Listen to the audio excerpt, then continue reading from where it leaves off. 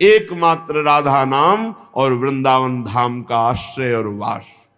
चलते हैं महामहिम सनक सनंदन सनातन सनत कुमार जी और बहुत से ब्रह्म ऋषि महापुरुष जन विराजमान हैं। श्रीमद् भागवत के महात्म का वर्णन किया। कथा में जब बैठे तो मलमूत्र का वेग हमको कथा से हटा ना सके, ऐसा कुछ खान पान की व्यवस्था रखनी चाहिए। श्रोता जितना चित्त लगा के सुनेगा उतना ही कथा का प्रभाव उसके ऊपर पड़ता है। यदि वो निराहार रहकर भगवान की चर्चा सुने अच्छा है, पर यदि व्याकुलता भूख की हो रही, प्यास की हो रही, तो जल पी लेना चाहिए, उचित भोजन पा लेना चाहिए, क्योंकि चिंतन कथा का होना चाहिए, भगवान का होना चाहिए, भोजन का नहीं। जो भगवान की महामहिम भक्ति में रत हैं, ऐसे वैष्णवों की यदि निंदा करेगा, गुरुद्रोह करेगा, महापुरुषों का अपमान करेगा, तो कथा सुनने पर भी उसे लाभ नहीं मिलेगा। सूत जी कहते हैं, शौनक जी यूं कहकर महामुनि सनकादि ने 1 सप्ताह तक श्रीमद् भागवत की कथा सुनाई, जो परम पवित्र भगवत भक्ति प्रदान करती है। अगर मोक्ष चाहे तो मोक्ष प्रदान करती है, अगर सर्व पाप नाश चाहे तो सर्व पाप नाशिनी है। देवर्षि नारद जी जब 7 दिन पूरी कथा हुई तो हाथ जोड़कर कहा, हे भगवत स्वरूप सनक सनंदन सनातन सनत कुमार, आपने मुझे धन्य कर दिया भगवान की पावन चर्चा सुनाकर। आज मेरे हृदय में भगवान श्री हरि के प्रति अगाध प्रेम बढ़ रहा है। आपने जो भगवत चर्चा सुनाई, मैं सब साधनों में सर्वश्रेष्ठ साधन मानता हूं भगवान श्री वृंदावन बिहारी श्री कृष्णचंद्र जी की प्राप्ति का भगवत चर्चा सुनी जाए। सूत जी कह रहे, नारद जी कथा समाप्त होने पर सनक सनंदन सनातन सनत कुमार की यूं स्तुति कर ही रहे थे कि देखा शोरगुल मच गया, पीछे से सब खड़े होने लगे। तो दृष्टि गई, कौन आ रहा है? भगवान सुखदेव जी पधार रहे।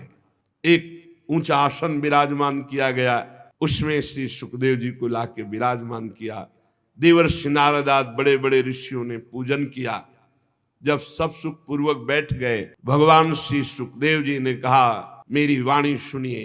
हे रसिक, हे भक्तजन, हे भावुकजन, ये श्रीमद् भागवत वेद रूप कल्प तरु का परिपक्व फल है और मुझ सुखदेव रूपी सुख के मुख का संयोग हुआ है। इसमें प्रेमामृत रस भरा हुआ है, रस ही रस है। इसमें न छिलका है न गुठली है।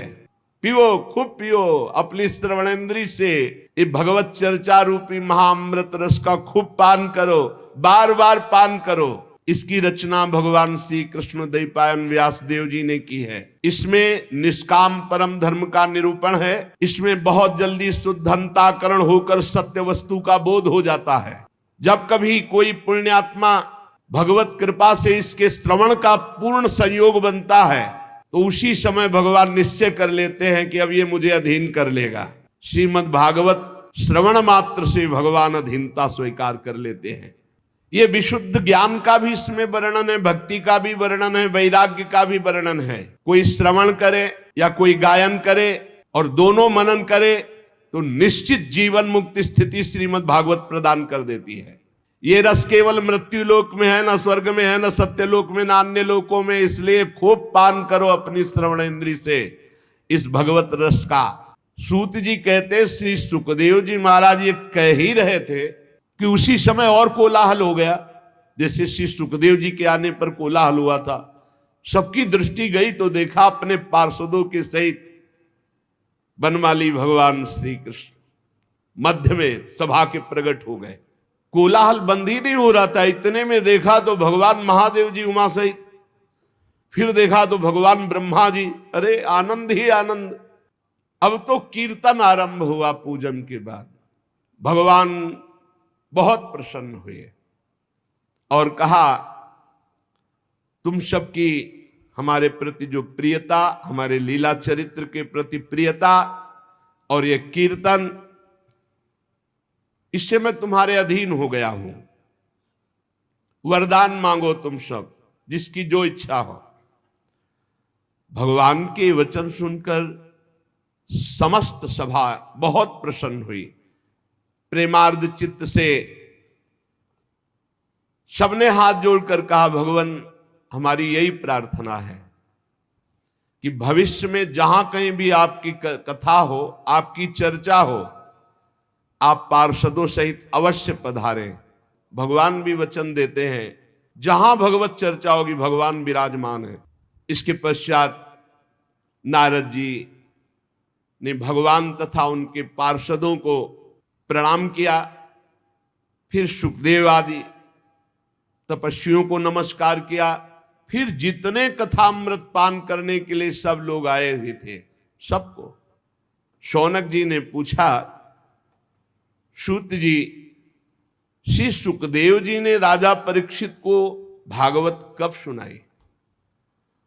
आपने बताया गोकर्ण ने धुंधकारी को सुनाई तो कब, और सनकादि ने नारद जी को सुनाई तो कब?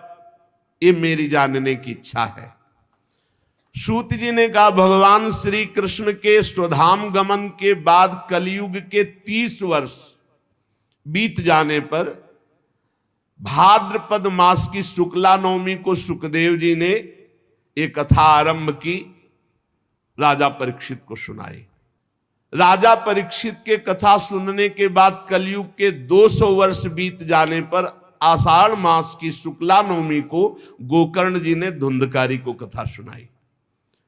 और कलयुग के 230 वर्ष निकल जाने के बाद कार्तिक शुक्ला नवमी को सनकादि ने ये कथा आनंद घाट हरिद्वार में सब ऋषियों के समक्ष सुनाई। एक बार भगवान विष्णु एवं देवताओं के परम पुण्यमय क्षेत्र नैमिषारण्य में शौनकादि ऋषियों ने भगवत प्राप्ति की इच्छा से 1000 वर्ष में पूरे होने वाले एक महान यज्ञ का अनुष्ठान किया। एक दिन उन लोगों ने प्रातःकाल अग्निहोत्रादि नित्य कृत्यों से निवृत्त होकर सूत जी का पूजन किया और उन्हें ऊंचे आसन पर बैठाकर बड़े आदर से प्रश्न किया। ये सूत जी उनके पुत्र उग्रश्रवा हैं। पहले वाले सूत जी का नाम रोमहर्षण था। तो महाभारत प्रसंग में उसके बाद इसकी रचना हुई, तो अब इसके प्रवक्ता हैं उग्रश्रवा। सूत जी के पुत्र सूत जी ही हुए, और रोमहर्षण जी को तो बलराम जी ने कृपा करके परम पद पहुंचा दिया था। ऋषियों ने नित्य अपना प्रातःकालीन कर्म करके सूत जी का पूजन करके ऊंचे आसन पर बैठाकर प्रश्न किया। ऋषियों ने कहा, सूत जी आप निष्पाप हैं, आपको समस्त इतिहास पुराण धर्मशास्त्र सिद्धांत सबका ज्ञान है। वेदविद्ताओं में श्रेष्ठ भगवान बादरायण ने, श्री कृष्ण द्वैपायन व्यासदेव जी ने, भगवान के सगुण निर्गुण रूप को जानने वाले दूसरे मुनियों ने जो कुछ जाना है वो सब आपको ज्ञान है। आपको सब ज्ञान, जितना ऋषि मुनियों को सबको ज्ञान, जो रचना सब कुछ आपको ज्ञान है। और आप बड़े सरल हृदय के हैं, शुद्ध हैं। इसी से अनुग्रह रूप आपके अंदर यह ज्ञान आया है, कृपा से। गुरुजन अपने प्रेमी शिष्य को अपने हृदय की गुप्त से गुप्त बात बता दिया करते हैं। आयुष्मान, आप कृपा करके बतलाइए कि सब शास्त्रों, पुराणों, गुरुजनों, सिद्धांतों, उपदेशों में कौन सा ऐसा सरल साधन है जिससे कलयुगी जीव भगवत प्राप्ति कर ले। आपको सब ज्ञान है। भगवान के अवतीर्ण होने का रहस्य क्या था, उसे हम सुनना चाहते हैं। आपन्ना संस्कृतिम घोरा, बार बार जन्म, बार बार मरण, बार बार कर्म के फंदे में फंसा हुआ जीव, ये जब तक भगवान का नाम जप नहीं करेगा तब तक मुक्त होने वाला नहीं। बस नोट कर लो दिमाग में बात। श्री व्यास जी कहते हैं, शौनकादि ब्रह्मवादी ऋषियों के ये प्रश्न करने पर रोमहर्षण के पुत्र उग्रश्रवा को बड़ा ही आनंद हुआ। उन्होंने ऋषियों के इस मंगल में प्रश्न का अभिनंदन करते हुए उग्रश्रवा सूत जी बोले। ये उस समय की बात है जब सुखदेव जी महाराज प्रकट होकर, अभी कोई संस्कार नहीं हुआ, लौकिक वैदिक कोई अनुष्ठान नहीं हुआ, बस जन्म हुआ और चल दिए। पिताजी भगवान व्यास देव जी पीछे पीछे पुकार रहे, हा बेटा हा बेटा, पर ये मुड़ के भी नहीं देखे तो वृक्षों से उत्तर निकला, सुकोहम सुकोहम सर्वभूत हृदयम, समस्त भूतों के हृदय में विराजमान भगवान सुखदेव जी। ऐसे महामहिम पहले श्री सुखदेव जी को हम नमस्कार करते हैं। बहुत सुंदर सिद्धांत का वर्णन है। महापुरुषों की, संत महापुरुषों की सानिध्य में हम अपने सौभाग्य का अनुभव करते हैं तो उनकी बातें सुनने में हमें रुचि हो जाती है। तदनंतर श्रवण की इच्छा, तीर्थ आदि पवित्र साधन, उससे महत सेवा, और महत सेवा से तदनंतर श्रवण की इच्छा। श्याम महत सेवया तो वासुदेवे कथा रुचि, महापुरुषों के, संतों के संग का, उनकी सेवा का क्या फल? भगवान की कथा सुनने में आसक्ति हो जाए। जहां जहां पी की बात सुने खोजत तिन गैनन। फिर कथा में जो रुचि होती है उससे हृदय पवित्र होता है, अशुभ वासनाएं नष्ट होती हैं और हृदय में तड़पन हो जाती कि अब भगवान को भूलेंगे नहीं, अब इसी जन्म में भगवत प्राप्ति करनी है, और उसके हृदय में भगवान प्रकाशित हो जाते हैं। श्री श्रुति जी कहते हैं सृष्टि के प्रारंभ में कोई तारीख नहीं लिखी है कब किस दिन से प्रारंभ हुई। भगवान ने अपने आप से अपने आप के लोगों के निर्माण की इच्छा की। जो ही इच्छा हुई 10 इंद्रियां, 1 मन, 5 भूत, ये 16 कलाएं प्रकट हो गई। 5 कर्मेंद्री, 5 ज्ञानेंद्री, 10 इंद्रियां, 1 मन, वही अंतःकरण चतुष्टय कहा जाता है। निश्चय के कारण बुद्धि, चिंतन के कारण चित्त, क्रिया स्वीकृति के कारण अहंकार, वस्तुतः 1 मन ही अंतःकरण है। और 5 भूत जिनसे शब्द, स्पर्श, रूप, रस, गंध, आकाश, वायु, अग्नि, जल, पृथ्वी, ये भगवान ही बन गए। जब शब्द, स्पर्श, रूप, रस, गंध के मूल पंचभूत तो उनमें जल भी है, अब वो जल में शयन करने लगे। योग निद्रा का विस्तार कर लिया। कुछ समय बाद उनकी नाभि से वही इच्छा जो मैं बहुत रूपों में हूं, वो एक कमल बनकर के प्रकट हुई।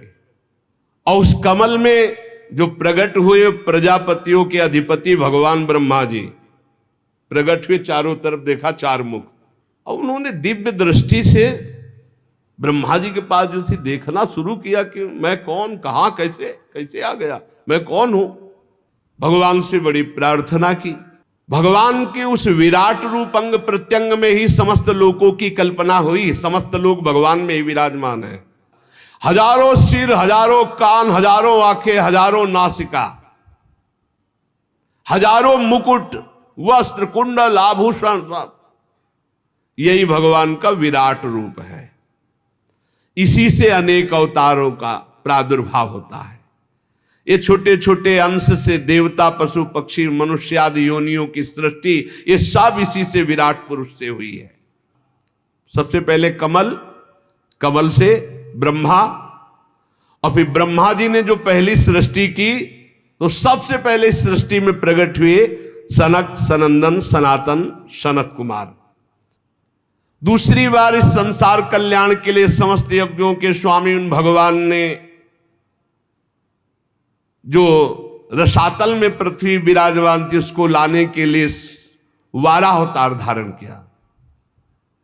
ऋषियों की सृष्टि में देवर्षि नारद के रूप में 3रा अवतार धारण किया। फिर धर्मपत्नी मूर्ति के गर्भ से नर नारायण के रूप में भगवान ने 4था अवतार लिया। 5वें अवतार में भगवान ने सिद्धों के स्वामी कपिल के रूप में अवतार लिया।